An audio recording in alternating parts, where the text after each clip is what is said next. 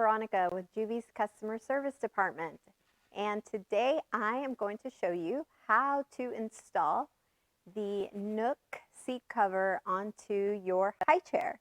And this is actually the most current Nook seat cover model that has a zipper seat backing.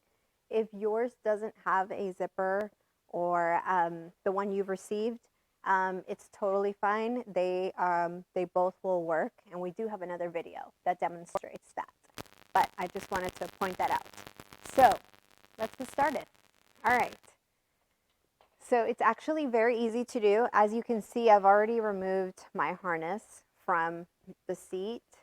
So to install the seat back on, once you've cleaned it, washed it, whatever you've done, you will just place it right over the high chair frame, and then you just want to locate the top part of the zipper, and let's get this thing zipped all the way. So we will start with the zipper.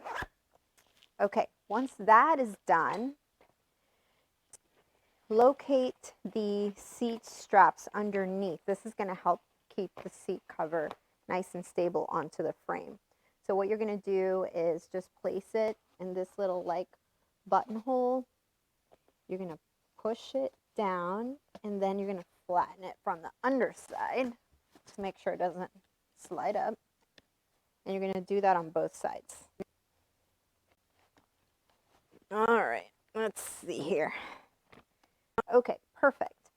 Now you're going to locate these side seat pegs, and these are going to go into these slots, and you'll notice there's like a circle shape and then a smaller circle shape. So really what you're doing here is you're going to insert the peg, and then you're going to pull the seat towards the backing of the seat cover, and that is how you kind of like lock them in place.